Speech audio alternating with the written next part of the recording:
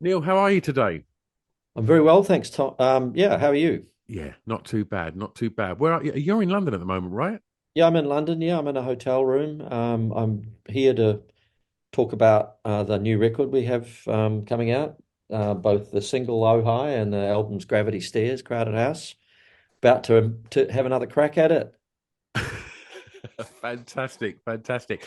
I mean, before we get on to the playlist, can you give me a bit of a kind of sort of snapshot as to if you're sort of sitting there on the sofa at home and how the process of like, right, we're going to make another Crowded House record. Like, what's the sort of process? Is it just like ring around the boys and go, I've got some songs, let's jump back in the studio and do it? Well, it's not. Yeah, jumping back in the studio is not quite as simple as it sounds if your band is strung out in all four corners of the globe, as we are. Yeah. Nick Seymour, our bass player, lives in Sligo in the west coast of Ireland. Elroy, my son, who's also the drummer now in Crowded House, is living in London. My other son, Liam, lives in Los Angeles, and Mitchell Froome lives in Los Angeles, and I'm living in Auckland, New Zealand. So, yeah, that is a logistical problem, but we managed to gather for 3 periods of time in order to make the rhythm tracks of the record. First of all, in Byron Bay, in Australia, just before an Australian tour. Then in Bel Air in Los Angeles, just at the end of a tour, and then in Auckland at my studio in Auckland, sort of. So those 3 sessions combined with a whole lot of work at home, um, in my private space, analyzing, reworking, throwing things up in the air and rebuilding them. It leads to I think, a really excellent result. But it's been a long process. Has a lot of it been done sort of remotely as well? Do you sort of obviously Yeah. file share and get Yeah, a things lot of sort of file sharing going on. It's the modern way, and actually in ways quite good. Well, there's positives and negatives with it. The positives are that everyone gets a chance to really try their ideas out without scrutiny and the awkwardness of studio and the clock ticking and all that. And some of those ideas really bear fruit. They take a bit of work. They take a bit more intensity. The downside is a bit of a slow process of getting things ticked off when there's different time zones to consider, and that the process can slow down on a few occasions on that account. But hey, you just adapt and improvise. yeah, fantastic. Yeah. Neil, I'm going to kick off your playlist and Mhm. track one. I'm going to ask you please to tell me the song that you regard as having the greatest ever intro, please. Well, the song is "While My Guitar Gently Weeps," which is the Beatles, of course, and a George Harrison song in particular, and a just spectacular intro.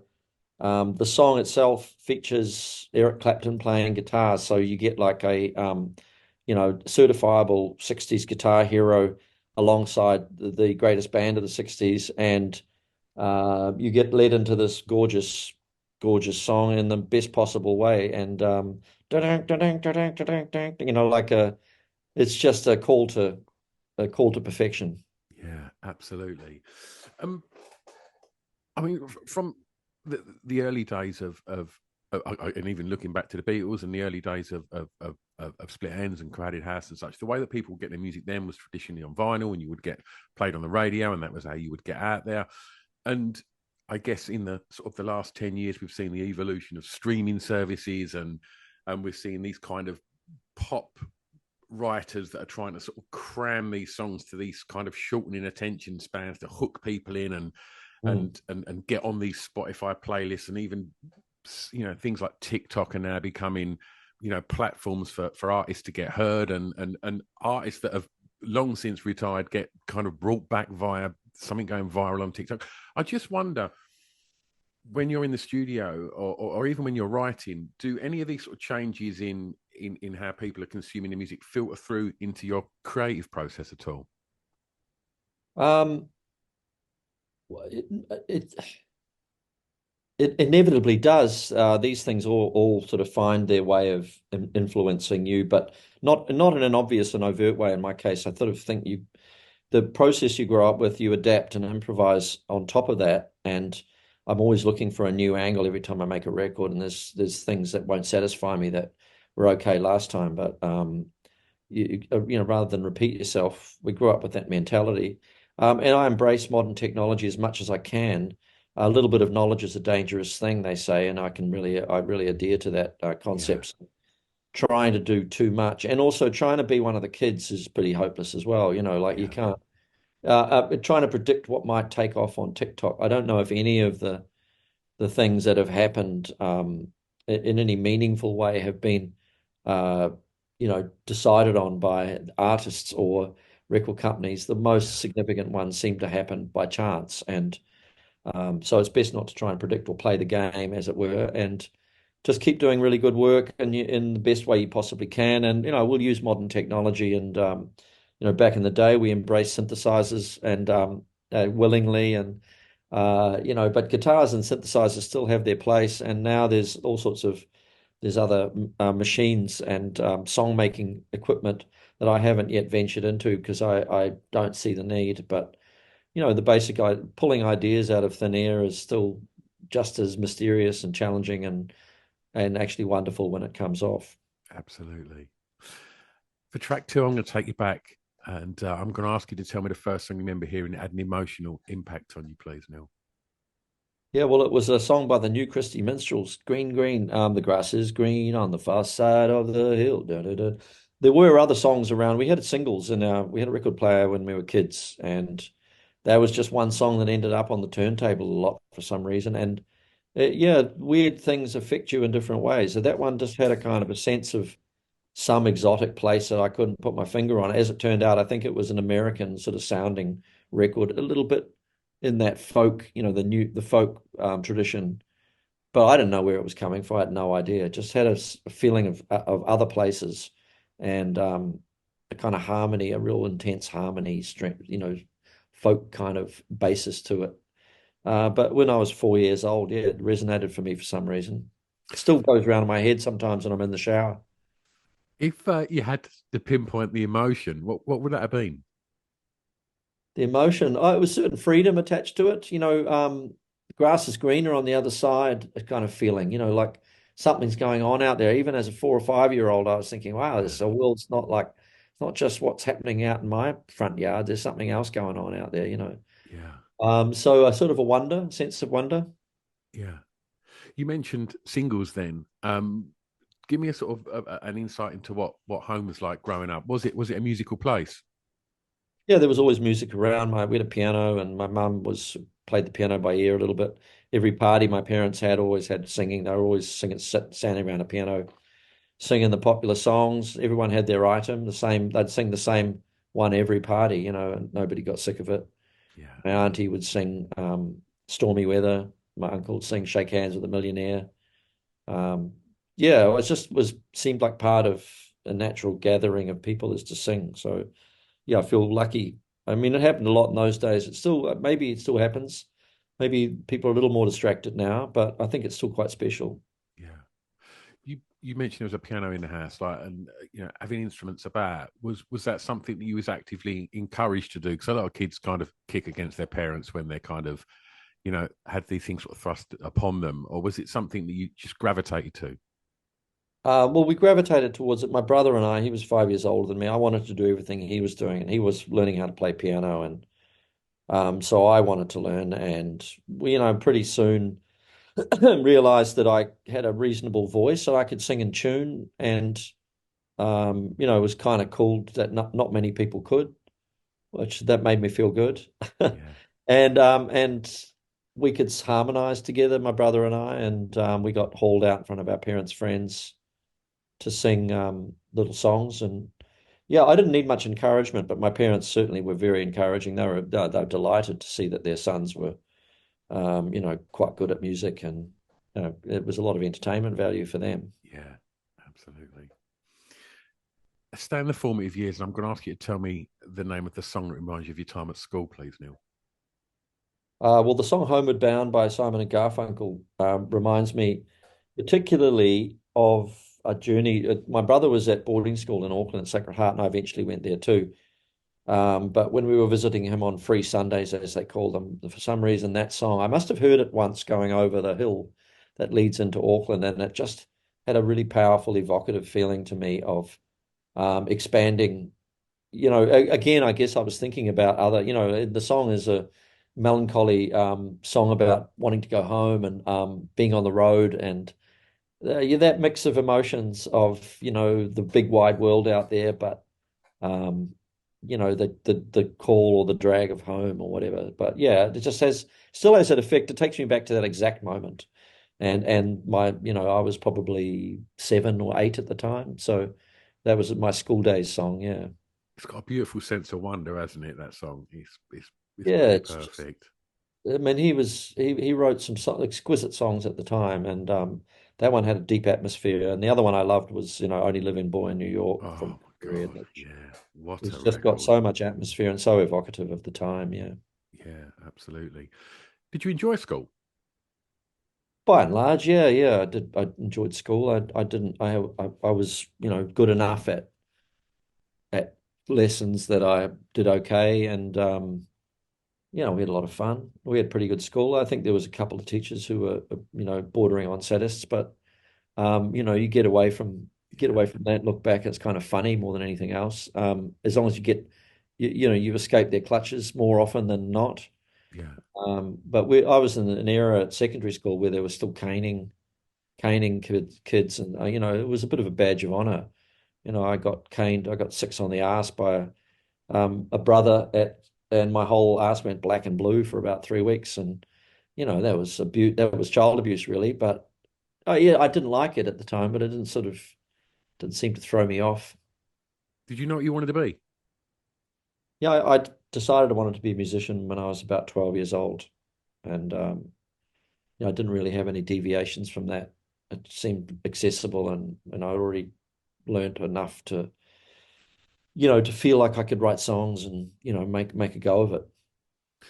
In the area that you grew up in, did it seem like it was, you know, possible to make it and to make a career in music? And if so, like, who were the sort of inspirations?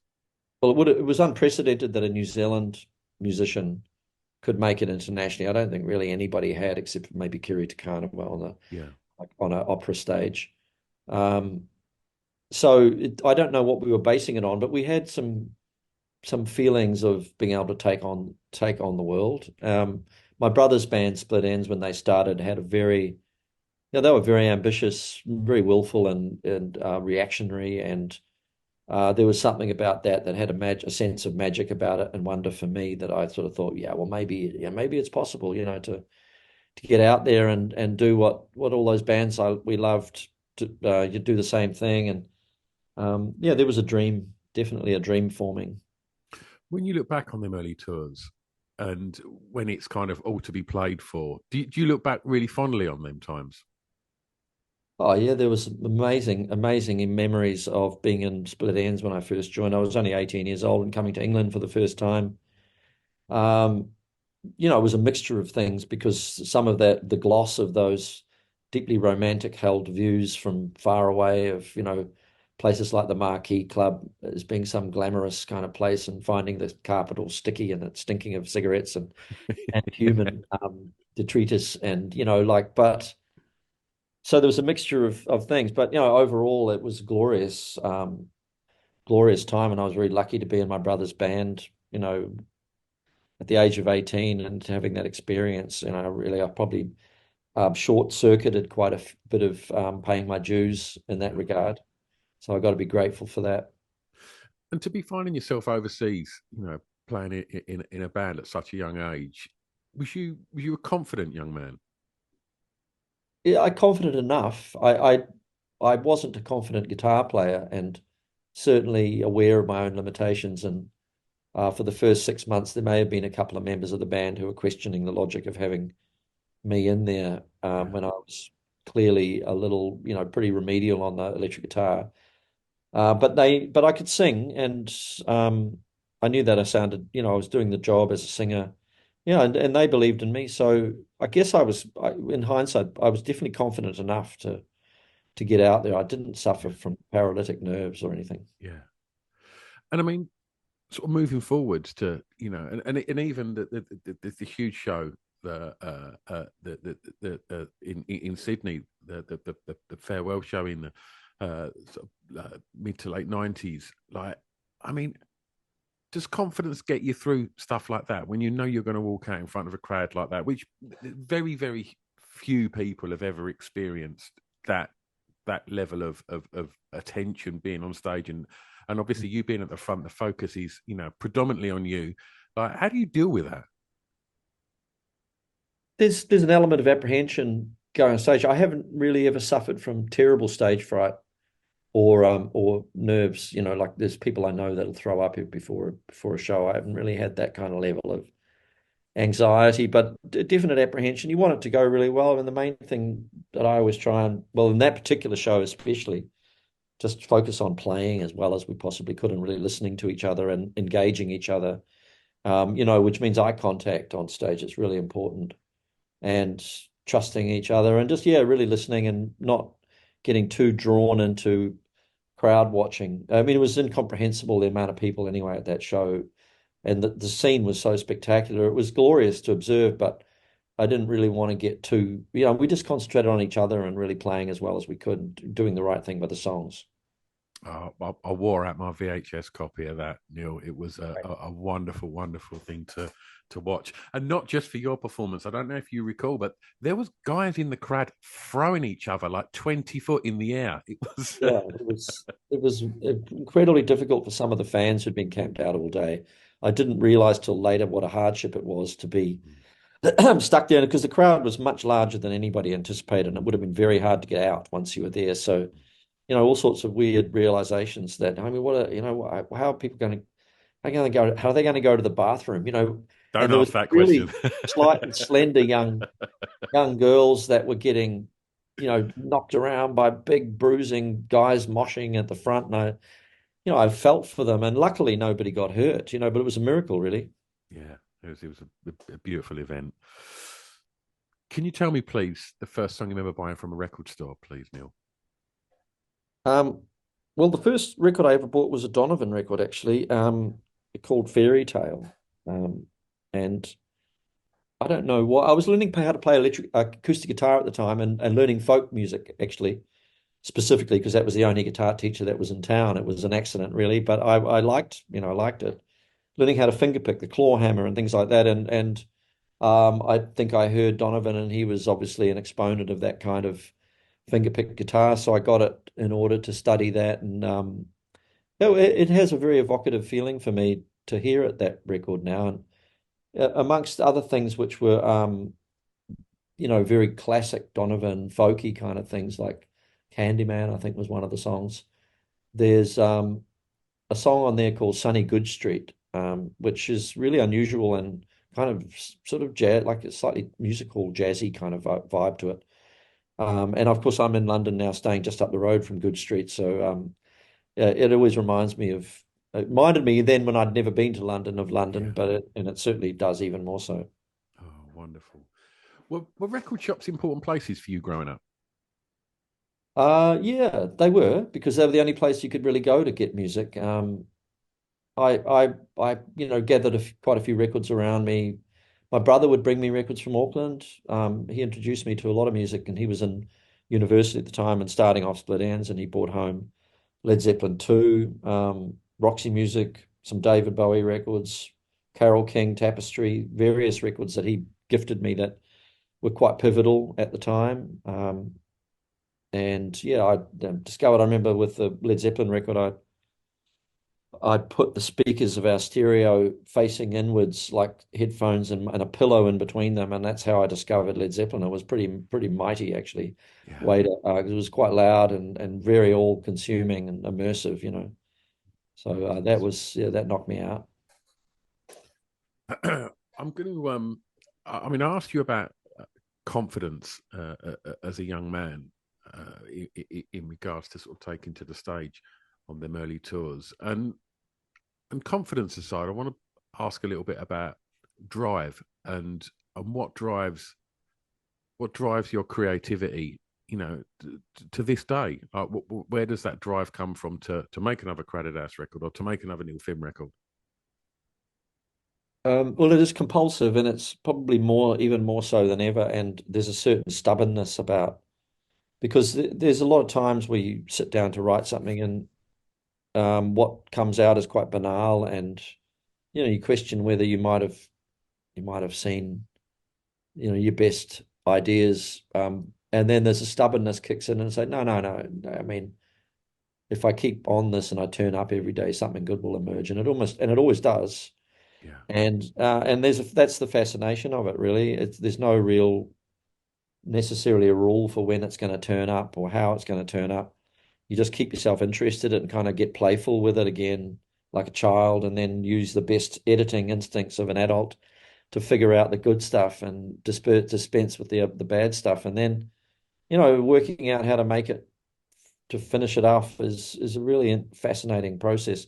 And there's always the reward and that if you go through that difficult birthing process and have those flashes of inspiration, but then prepared to put the work in to make something really beautiful that's fashioned and ordered, and then you get the big payoff both in front of an audience and the idea that somebody will come up to you at some point and say, sometimes it's songs that aren't the ones that everybody loves, come up and say, I really bonded with a song of yours, which was a B-side on some record, and it really helped me through a difficult time. And you just go, wow, fantastic. What a useful thing, alongside it being intensely rewarding to come up with that on a personal level. There actually does seem a purpose to it, which is a bigger purpose and worth the struggle. So that's a compelling thing. I can't think of anything else other than digging my hands in the soil and growing things that is as elemental as that. yeah. For track five, I'm going to ask you to tell me the song that soundtracked your year's clubbing. I wasn't a big clubber actually, to be honest. But I noticed on the question you asked it, you made a point of saying it doesn't have to be at a nightclub. Um, I would associate my years of going to parties and more late school era. And it occurred to me that one record that was an absolute dead cert for every party we went to anyway was Cocker Happy, the Joe Cocker record. It just was a really big record in that era. And for some reason, the song that really resonated for me on that record, they're all really, it's a great record, but was Margarine, which is an unusual song. It was probably the strangest song on the record, but it really had me for some reason. And Yeah. so that I really, when I hear that song now, I really associate it with, you know, joyous nights, but with slightly painful overtones if I fancied somebody and they went off with somebody else, those kind of echoes of unrequited love. That's where the songs come from, Neil, right? That's right. Yeah, that's right. That's partying is always, it's got the duality about it usually, hasn't it? Yeah, yeah. Before I ask for your track, I just want to know about them kind of because I'm gonna take you home for this one. It is the track regarding your home county, but in those early sort of formative years of playing, can you sort of also tell me a little bit about the sort of scenes that were going on and like what was it a healthy band scene and was there sort of competitiveness within that or was it or was there a real good community within it? Because I'm always fascinated by them kind of sort of scenes where bands kind of break from. Um, well, actually, to be honest, where I grew up in Te Awamutu, in the Waikato in New Zealand, there was really hardly any bands at all. There were bands, but they were playing at pubs, and they were just. I wasn't going to pubs at the time when I grew up, obviously, so I didn't get to see many bands. There was a band called Mandrake who had a fella called Chris Thompson, who ended up in Manfred Mann singing "Blinding by the Light," and he wrote a few songs, notable songs Yeah, for other people as well. But he was in that band, and I never got to see them, but I became aware that they were sort of popular in the area, but I can't really point to a scene that I was aware of. There was a scene of folk clubs. I used to go to folk club because it was the only place yeah, I knew of that people were playing music, and it wasn't that I was particularly folky. I didn't wasn't attracted to Celtic songs or whatever in the first instance. I became aware of them as a result of going to those.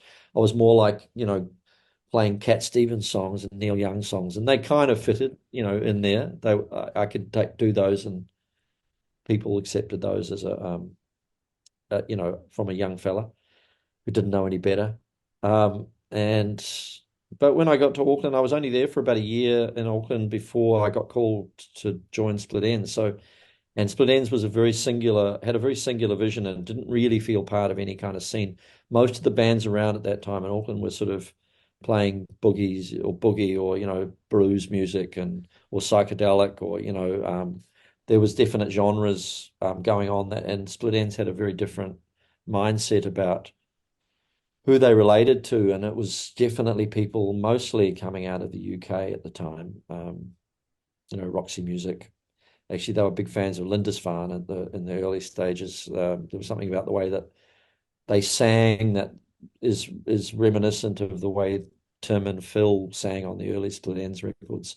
That hard northern kind of really beautiful but really hard kind of harmony singing that Lindisfarne did, and also bands like later on bands like the Lars were really good at. That it's really sweet, but it's real hard edged as well. It's got a duality about it.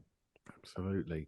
And I mean, even, the UK, you know, jumped all over Split Ends, and obviously have very much adore what you've done with Crowded House. Tell us a little bit about, your relationship with the UK. Well, I came over to join my brother's band in the UK in 1977, and so I had quite a long year and a half living here, and I've got golden memories of the time, even though we were broke most of it, and we were dropped by our label, and things didn't go that well for us at the end of that. We had an audience initially, and we still had a live audience, but we hadn't made that transition up to a level of success. But it didn't matter to me. I was just young. I was having a really fine time living, and the Noel Crombie, who was the kind of band, he was the percussionist and designed the costumes, and he and I lived in Chorley Wood, just north of London. We had the best address I've ever had, number 1 Apple Tree Dell, Dog Kennel Lane, Chorley Wood, which was enough for me. That was good enough. Yeah, and we really grew as a band in that time, and there's some urgency to living to the way that good music comes out of the UK, in part, I think, because it's a grim. There's a long winter. You got to make your own beauty. You got to make your own sunshine, and there's a lot of grim places to be. And there again, people make their own beauty, and and the humor and the grit that comes out of those experiences is the kind of foundation of a lot of amazing music here, I think. Absolutely. It's harder for people to make great music in beautiful tropical climates, I think, because having said that, I mean, they didn't do too badly in Jamaica, but um, like there's something about those slightly grim conditions, but it gives you a sense of urgency, and we certainly had urgency in that time. We wanted to push on through and find ourselves as a band. So the UK gave us some of that, I think. Lovely. This is your last track, Neil, and I'm going to ask you to tell me and the listeners a song that you think many of us may not know that you would like us to hear, please. Well, this you may have to dig around a little bit to find this, but it's a song called "The Lighthouse Keeper," and it's from a series called that was a Requiem. A friend of mine in New Zealand, Victoria Kelly, wrote it. It actually got played on BBC Three um, when it got released, and so you can find it. But it's the most extraordinary piece of music that makes me cry when I hear it. This guy Simon O'Neill that sings it, he's a tenor, quite a successful opera singer in New Zealand, but she put this right up at the very top of his range. And so he sings it. It sounds like you can't tell if it's a woman or a man singing it. It's just really emotional. And yeah, it's not coming from a pop idiom, but it's accessible. Yeah, it's not going to make anyone run and hide. It's actually really involving and beautiful piece of music. So giving it a plug right now. Well, we can ensure that people get to listen to that and all the other songs that we've spoken about today, Neil, because we put together a little Spotify playlist to accompany the Oh, there we go. podcast. All right. And on that as well, we'll obviously have the new single, Yeah. and obviously some of your past works. Yeah, And great. so the new album, I mean, we're recording this in February. The new album's not out just yet, right? Out That's in another May. while, May, yeah. Yeah. And Um, and I mean, I believe there is a little show tomorrow, which I'm hopefully going to pop up at all and have right. a You know about the little gathering at BMG. Right. yeah. All right. So, Oh, we'll see you there. so absolutely. But for the wider masses, when are they going to get to see Crowded House do their thing?